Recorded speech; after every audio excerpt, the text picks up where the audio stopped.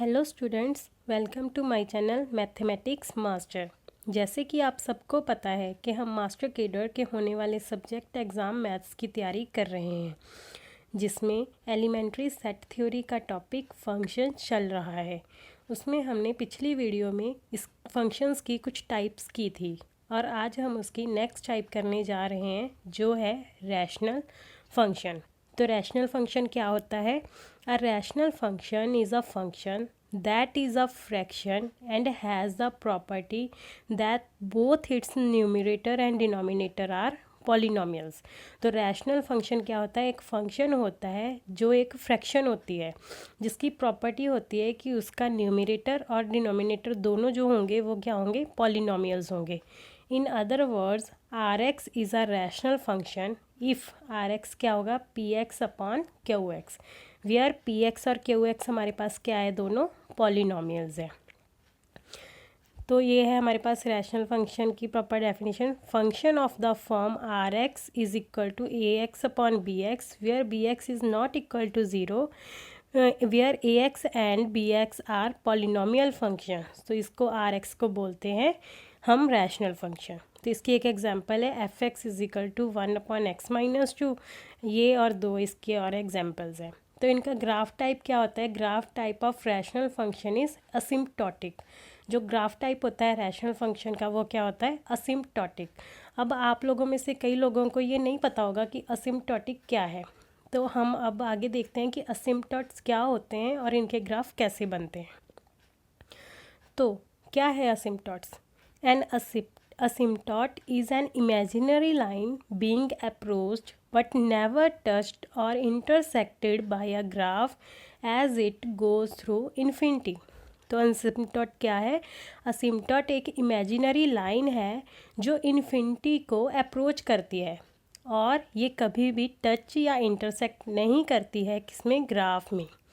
तो जैसे इसकी देखते हैं, इसकी टाइप्स क्या होती हैं। Rational function exhibit 3 types of asymptotes. जो रैशनल फंक्शंस होते हैं उनमें असिम्प्टोट्स की 3 टाइप्स होती हैं। कौन कौन सी? वर्टिकल असिम्प्टोट्स, हॉरिजॉन्टल असिम्प्टोट्स, ऑब्लिक और स्लैंट असिम्प्टोट्स। तो हम एक एक करके देखते हैं कि ये तीनों क्या होते हैं। तो हमारे पास है वर्टिकल असिम्प्टोट्स। वर्टिकल असिम्प्टोट्स क्या होते हैं? To find the vertical asymptotes of a rational function simply set the denominator equal to zero and solve for x.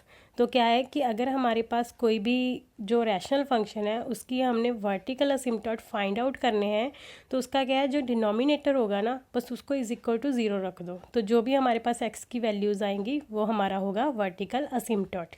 जैसे कि ये देखिए एक एग्जांपल, एफ एक्स हमें दी हुई है 3x minus 1 upon x plus 5। तो यहाँ पे हमने क्या किया? डिनोमिनेटर को इक्वल टू ज़ीरो रख दिया। तो यहाँ पे डिनोमिनेटर क्या है?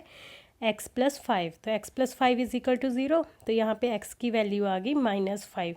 तो इसको हम बोलते हैं वर्टिकल असिम्प्टोट है ये इसका, और ये कहाँ पे होगा? x इज इक्वल टू -5 पे। सेम इसी तरह से ये हमारे पास एक और एग्जांपल है, ये डिग्री 2 की पॉलिनोमियल्स हैं दोनों। तो यहाँ पे भी हमने क्या किया? जो डिनोमिनेटर है उसको इज इक्वल टू ज़ीरो रख दिया, तो वो हो गया x square minus 3x plus 2 is equal to zero. तो ये एक क्वाड्रेटिक इक्वेशन है और हमें पता है क्वाड्रेटिक इक्वेशन को हम कैसे सॉल्व कर सकते हैं। अगर उनकी रूट्स या ज़ीरोज़ निकालनी हो तो कैसे निकालते हैं? या तो डिस्क्रिमिनेंट वाला मेथड लगा दीजिए, या फिर हमारे पास क्या होता है, इसका मिडल टर्म स्प्लिटिंग होती है। तो कोई भी आप मेथड लगा के इसका क्या कर सकते हो? रूट्स निकाल सकते हो। तो जो भी इसके हम फैक्टर्स बना देंगे इज इक्वल टू ज़ीरो, तो अकेले अकेले फैक्टर को इज इक्वल टू ज़ीरो रखा तो हमारे पास एक्स की वैल्यूज़ आ गई 2 और 1। तो इसके वर्टिकल असिम्प्टोट्स क्या हो गए? 2 और 1। तो नेक्स्ट ये हमारे पास एक रैशनल फंक्शन है जिसका हमने ग्राफ ड्रॉ किया है। तो इसमें हम देखते हैं वर्टिकल असिम्प्टोट कैसे निकालते हैं। जैसे इसका डिनोमिनेटर क्या है? 2x minus 4। तो हम इसको क्या करेंगे? इज इक्वल टू ज़ीरो रख देंगे। तो अगर यहाँ से हम x की वैल्यू निकालेंगे तो वो हमारे पास आएगी 2 सॉल्व करने के बाद।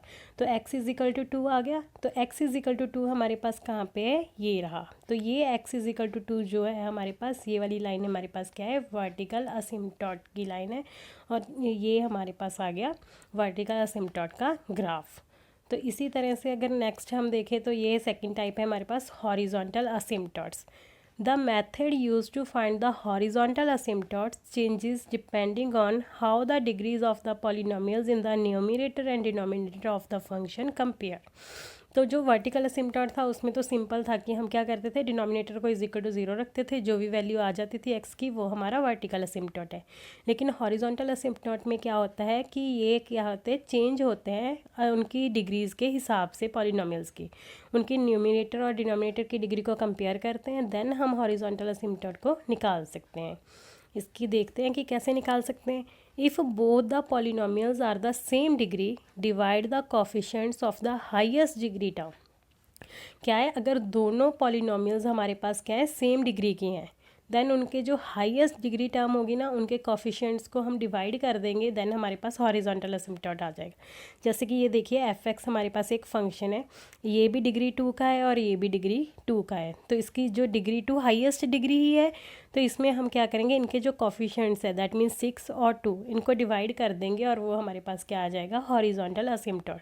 तो यहाँ पे हमारे पास 6/2 y इज इक्वल टू 6/2 आ गया, तो y की वैल्यू क्या आ गई, 3। तो ये है हमारा हॉरिजॉन्टल असिम्पटोट। तो ये थी हमारे पास अगर डिग्री सेम हो तो हम कैसे निकालते हैं। नेक्स्ट देखते हैं, इसका यही ग्राफ है सेम जो हमने पहले भी किया है, कि इसमें क्या है, हमारे पास दोनों की डिग्री सेम है, इसकी भी डिग्री 1 है और न्यूमिनेटर की डिग्री भी 1 है और डिनोमिनेटर की डिग्री भी 1 है। तो इसमें हमारे पास क्या होगा, इनके अगर हम दोनों की हाईएस्ट पावर की जो भी कोफिशिएंट्स हैं उनको डिवाइड करेंगे तो हमारे पास क्या आएगा, 5/2। तो ये आ गया y इज इक्वल टू 5/2। तो ये वाली लाइन जो है ये हमारे पास क्या है, हॉरिजॉन्टल असिम्पटोट। तो ये है हमारा हॉरिजॉन्टल असिम्पटोट का ग्राफ।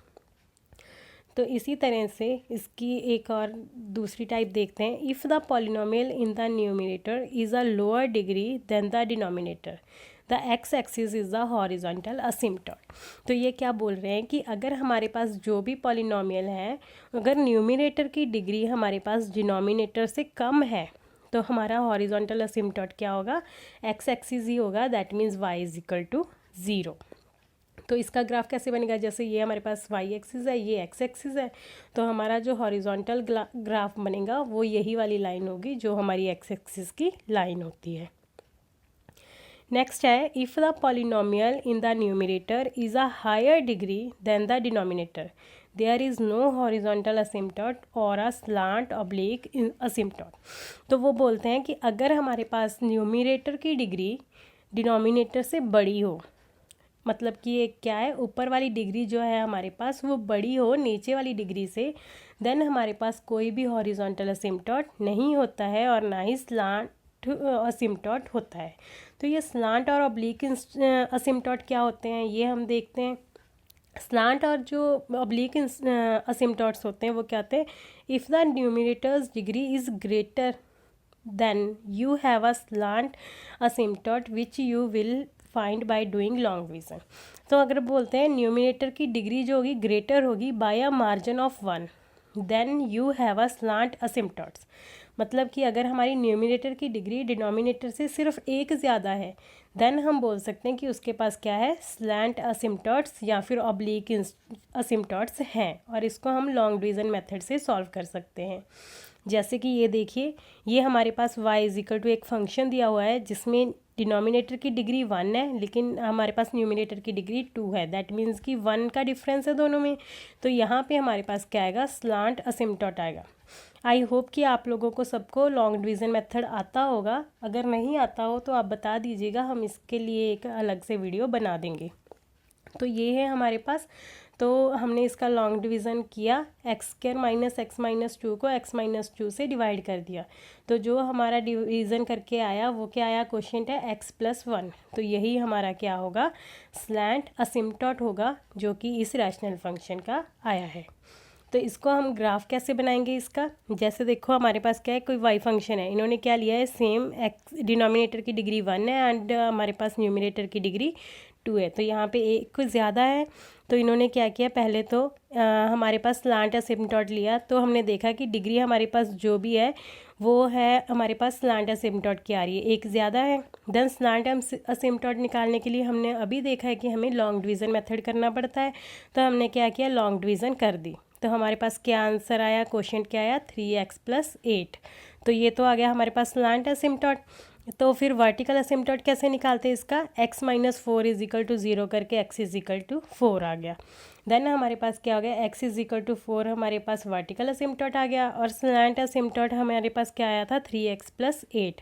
तो इसका हमें पता है कि अगर हमें ये वाली लाइन, ये एक लाइन है, लीनियर इक्वेशन है, तो इसकी अगर हमें ग्राफ ड्रॉ करना होता है तो हम क्या करते हैं, x की वैल्यूज़ पुट करते रहते हैं तो y की वैल्यूज़ हमारे पास आती रहती हैं। तो यही होगी हमारे पास 3x प्लस 8 की लाइन। तो ये है हमारे पास slant asymptote, y is equal to 3x plus 8।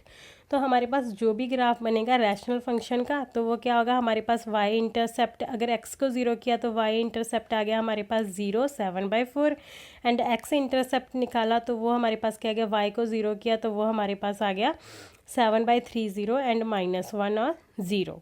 तो हमारे पास, क्योंकि ये हम यहाँ पे x इंटरसेप्ट 2 क्यों आए हैं, क्योंकि हमारे पास ऊपर न्यूमिनेटर में 2 फैक्टर्स बन रहे थे इसलिए। तो ये हमारे पास वैल्यूज़ आ गई। तो जो डोमेन है इसकी, can't be any value of x that makes the bottom 0। तो उन्होंने बोला कि डोमेन सिर्फ वही हो सकती है जो हमारे नीचे वाले डिनोमिनेटर को 0 ना बनाए। तो इसकी जो है डोमेन है हमारे पास वो क्या होगी, -∞ to 4 यूनियन 4 to इन्फिनिटी। तो ये है हमारे पास, तो इसका ग्राफ हमारे पास ये बन गया, और ये हमारा पास रैशनल फंक्शन का ग्राफ है जो भी है। तो इस तरह से हम इसके रैशनल फंक्शन का अगर ग्राफ बनाना हो तो हमें पहले असिम्पटोट्स पता होने चाहिए, तभी हमें पता चलेगा कि जो हमारा ग्राफ बन रहा है वो कहाँ पे इसको डिवाइड करता है, इन्फिनिटी की तरफ क्या जाता है और क्या नहीं जाता है।